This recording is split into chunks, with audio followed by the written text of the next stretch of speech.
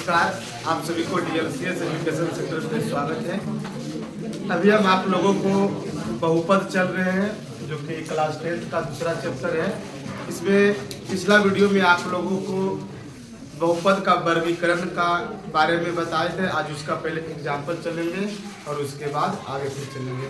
तो क्या बताए थे इसमें? बहुपद का वर्गीकरण।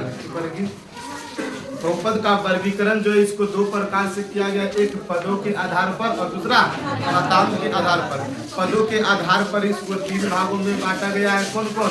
एक पद या एक पदी बहुपद, द्विपद या द्विपदी बहुपद, त्रिपद या त्रिपदी बहुपद। उसके बाद क्या घातांक के आधार पर भी उसको तीन भाग में बांटा गया। पहला को क्या बोलेंगे? एक घात। क्या बोलेंगे उसको?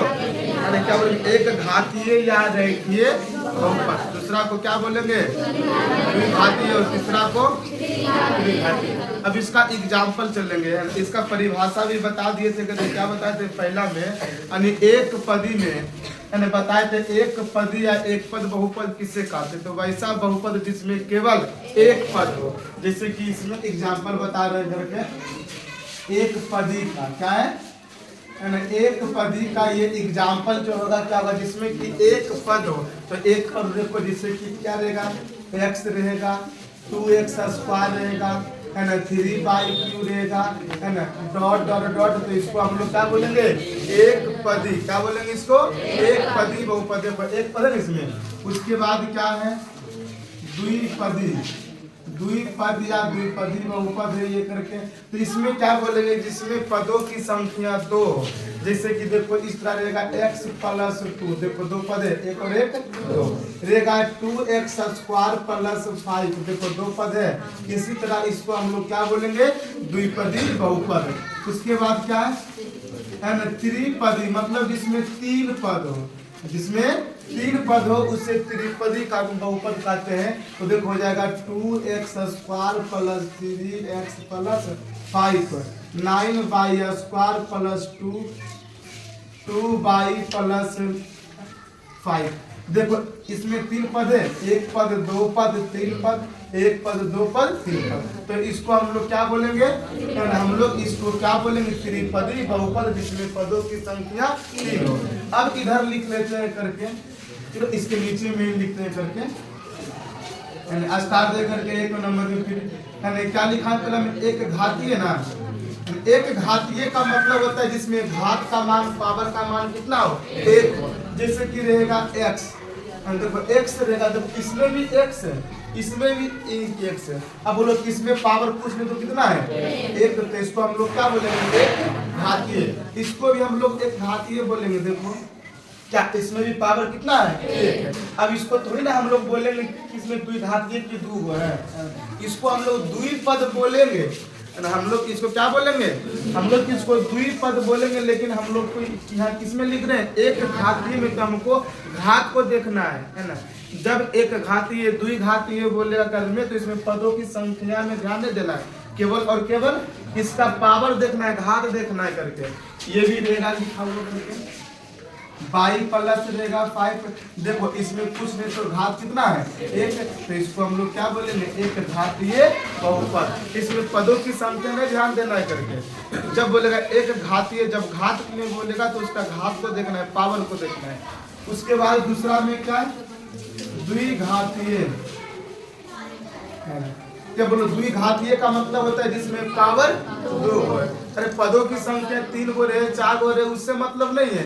हमको क्या देखना है? घात देखना है। तो यहाँ क्या हो जाएगा? लिख लेंगे इसमें कुछ x स्क्वायर + 2x + 5। देखो इसमें कितना पावर है? 2 है।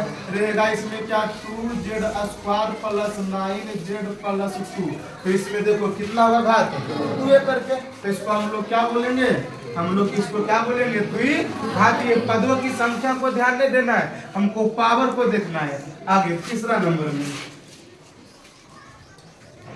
तीसरा नंबर में चलेंगे। इसमें क्या है? एक घातीय हो गया, द्विघातीय, त्रिघातीय, है ना, जिसमें कि घात का मान कितना हो? 3 हो सकता है कि इस तरह मिलेगा x³ - 27।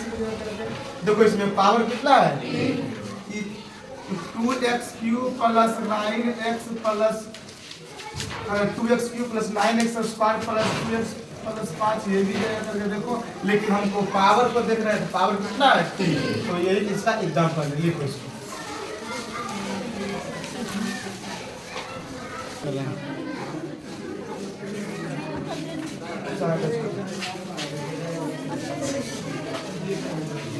चलो 2 को पद और लिखना है इसमें, एक लिखना है शून्य पद है ना, और एक लिखना है अचर बहुपद। 2 अन्य पद है जो कि इसका अलग है, प्रकार से अलग है। तो लिखो शून्य बहुपद है ना, कि नोट में करके लिखना है इसको।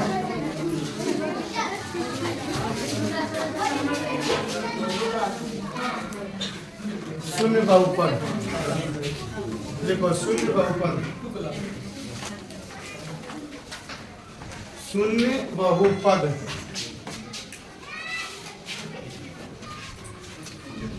शून्य बहुपद।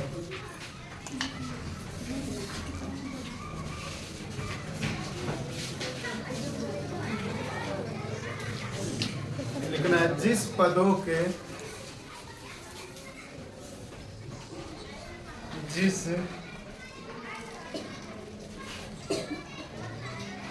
जिस बहुपद के लिखा, जिस बहुपद के सभी पदों, जिस बहुपद को लिखो, पदों को काट करके, पदों को काट के लिखो बहुपद। जिस बहुपद के सभी, जिस बहुपद के सभी पदों का गुणांक, जिस बहुपद के सभी पदों का गुणांक शून्य हो, जिस बहुपद के सभी पदों का गुणांक शून्य हो, तो उन्हें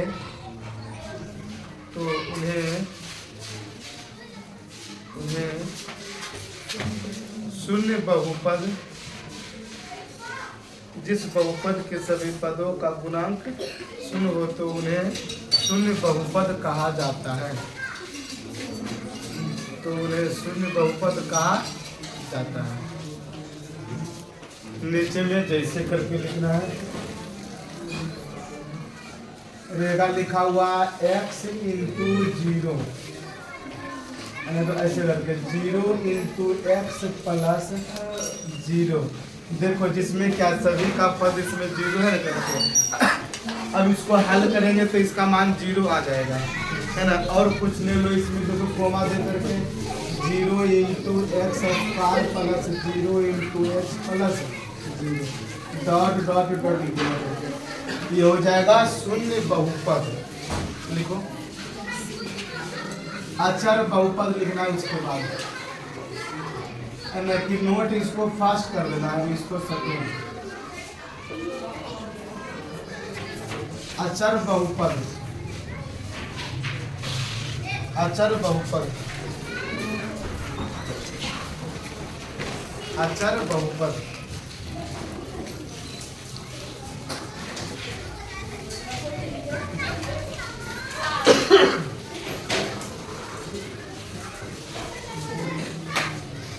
लिखना है जिस बहुपद में, जिस बहुपद में, जिस बहुपद में केवल एक पद हो, जिस बहुपद में केवल एक पद हो वह भी अचर राशि, जिस बहुपद में केवल एक पद हो वह भी अचर राशि, अचर राशि। ब्रैकेट में लिखना शून्य को छोड़कर, शून्य को छोड़कर। जिस बहुपद में केवल एक पद हो वह भी अचर राशि, ओ चोरो, वह भी अचर राशि। और ब्रैकेट में क्या लिखना, शून्य को छोड़कर। शून्य अचर राशि नहीं होता है, वह भी शून्य को छोड़कर अचर राशि। यानी क्या लिखा, जिस बहुपद में केवल, जिस बहुपद में केवल एक पद हो वह भी अचर राशि तो वह भी अचर राशि हो तो अचर राशि उसके बाद है ना ब्रैकेट बंद करके लिखो हो तो उसे ब्रैकेट के बाद लिखो ना हो तो उसे अचर बहुपद कहते हैं।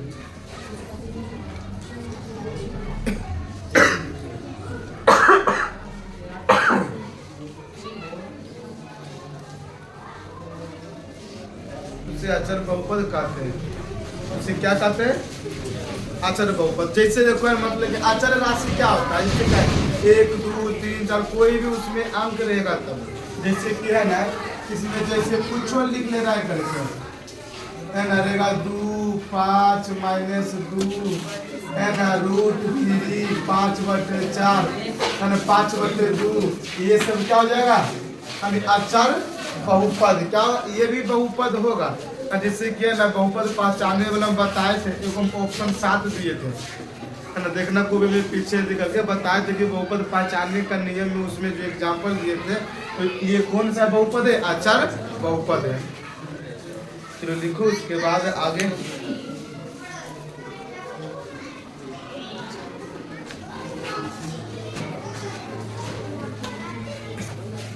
उसके बाद कुछ पॉइंट्स लिखना है, VVI पॉइंट्स ऑब्जेक्टिव में काम देगा। जो ये दिखा रहे हैं वो ऑब्जेक्टिव में काम देगा।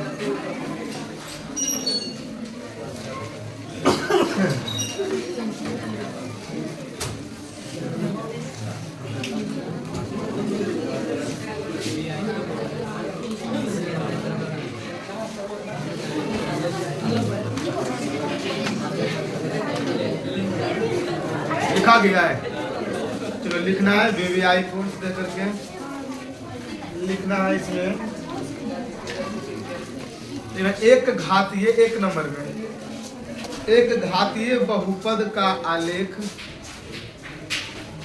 एक घातीय बहुपद का आलेख, एक घातीय बहुपद का आलेख एक सरल रेखा, एक सरल रेखा, एक घातीय बहुपद का आलेख एक सरल रेखा में होता है।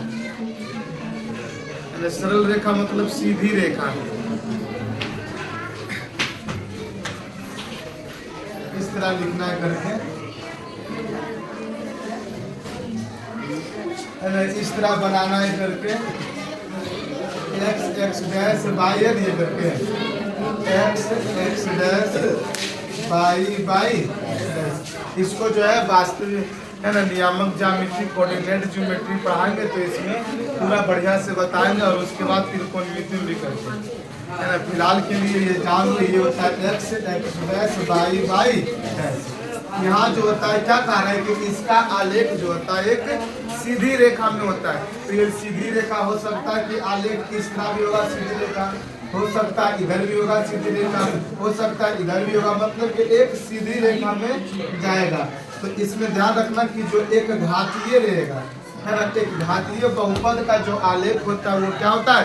सीधी रेखा में होता है। ऑब्जेक्टिव में पूछ देगा करके इसमें कि एक घातीय बहुपद का जो आलेख कैसी होती है। ऑप्शन में रहेगा क्या? सीधी रेखा है ना, रहेगा परवलय के आकार का, टेढ़ी मेढ़ी, इनमें से कोई नहीं करके। तो क्या होता है? एक घातीय बहुपद का क्या होता है? सीधी रेखा में होता है। तो बना लो।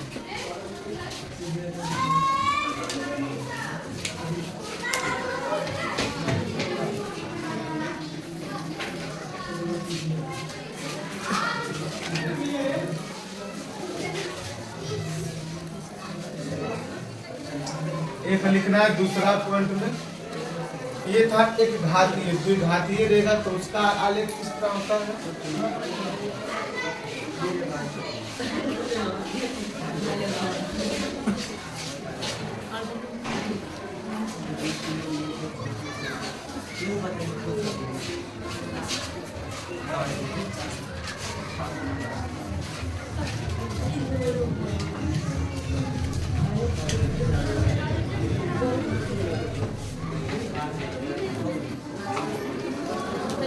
दूसरा पॉइंट में लिखना है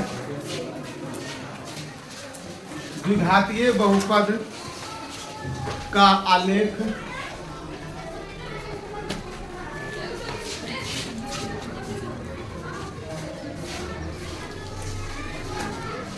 क्या लिखा है मतलब इसमें द्विघातीय बहुपद का आलेख उदग्रतोमुखी, उदग्रतोमुखी या अधोमुखी।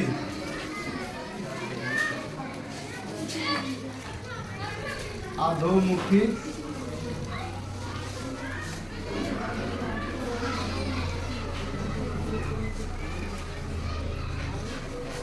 परवलय, पखले नहीं लिखना इसको, परवलय है परवल। ऐसे क्या करता है, रो और वो को देता है मिला है, वो बन जाता है खो, है ना। तो ये क्या है, परवलय, पखले नहीं लिखना, परवलय।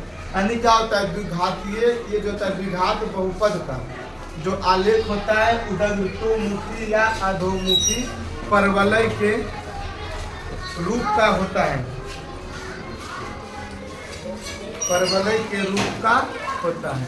यानी जो इसका क्या जो आलेख होता है उदग्रतोमुखी और अधोमुखी का। उदग्र का मतलब होता है ऊपर जिसका मुंह खुला हो, है ना, और अधो का मतलब जिसका मुंह नीचे खुला हो। जैसे कि देखो इस आकार का होगा, ये हो जाएगा x, ये क्या हो जाएगा x डैश y डैश। देखो ऊपर मुंह खुला रहेगा, इस तरह रहेगा तो इसको बोलेंगे अधोमुखी। क्या बोलेंगे इसको, देखो क्या ऊपर मुंह खुला हुआ है ना, तो इसको हम लोग क्या बोलेंगे, तो सॉरी हम गलती बोल गए, उदग्रतोमुखी। क्या बोलेंगे इसको, उदग्रतोमुखी। मतलब उदग्र का मतलब होता है ऊपर, और ये क्या होगा अधोमुखी, तो इसका हो जाएगा नीचे, x डैश y डैश, है ना, इस रूप में रहेगा इसको। तो इसको हम लोग क्या बोलेंगे, आधो।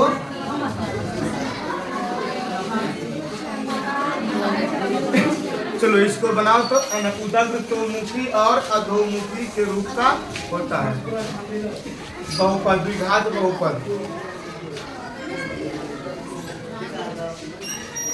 कल चलेंगे, आज इतना तक ही, कल चलेंगे एक घातीय बहुपद। कल है ना क्लास अब्सेंट नहीं करना है ना। कल बहुत अच्छा क्वेश्चन, कल तुम लोग को जो हिसाब बताएंगे बोर्ड की एग्जाम में 4 नंबर का आता है, 2 नंबर या 2 हो। अब्सेंट नहीं करना है, क्लास अब्सेंट करेगा तो कल का क्लास मिस होगा करके। और इसमें एक घातीय पढ़ाएंगे, द्विघातीय, दोनों अच्छी करके है। तो आज इतना तक ही, इसको लिख लेना है।